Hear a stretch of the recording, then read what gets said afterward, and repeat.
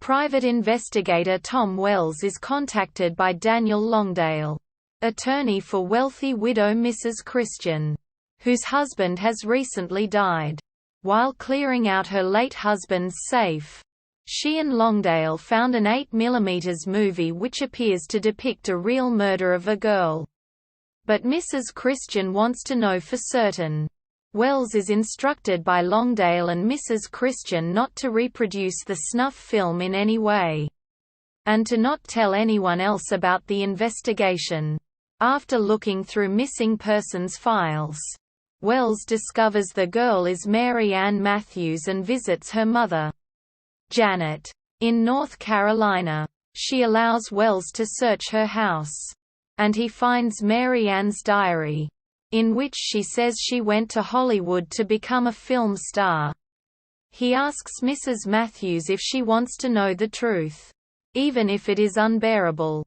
She says that she wants to know what happened to her daughter in Hollywood. With the help of adult video store employee Max California, Wells delves into the world of underground fetish pornography. He attempts to find out if snuff films are real, or if there is anyone in this underworld who was connected to this film. Wells finds no evidence that a snuff film industry exists. Contact with sleazy talent scout Eddie Poole leads Wells and Max to Dino Velvet, a director of violent pornography. Velvet's films often feature a masked man known as Machine who brutalizes and tortures women, and resembles the man who appeared in Christian's snuff film.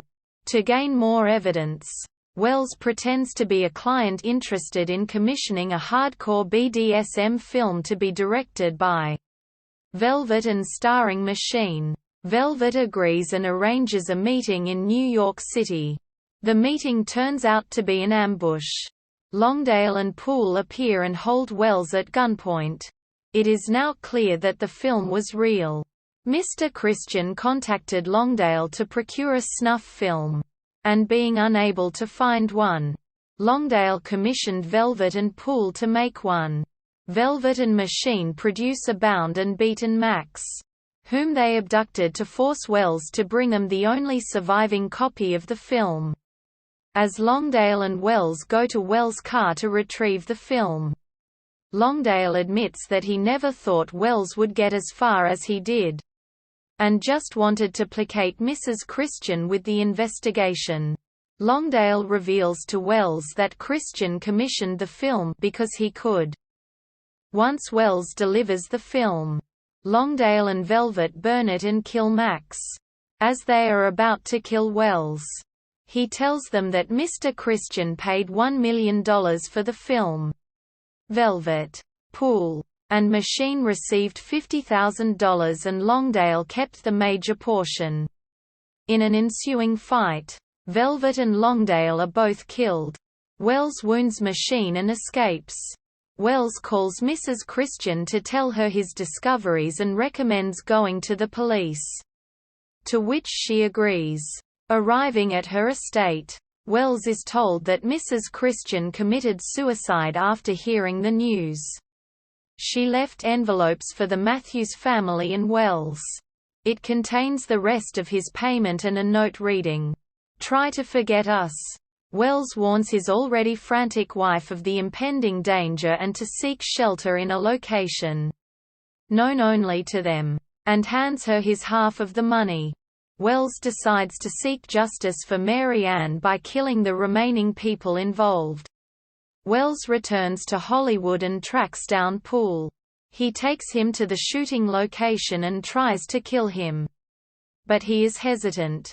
He calls Mrs. Matthews to tell her about her daughter and asks for her permission to punish those responsible. Mrs. Matthews breaks down hysterically once presented with the truth, but affirms that she loved her daughter. With that, Wells returns and beats Poole to death with his pistol, burning his body and the pornography from his car. Wells discovers Machine's address in New York and attacks him at his home. Wells unmasks him, revealing an unremarkable, bespectacled man named George. He reveals to Wells that his sadism did not result from neglect or childhood abuse. He kills people simply because he enjoys it. They struggle, and Wells kills him. After returning to his family, Wells breaks down in front of his wife as he tries to process all of the evil that he had seen.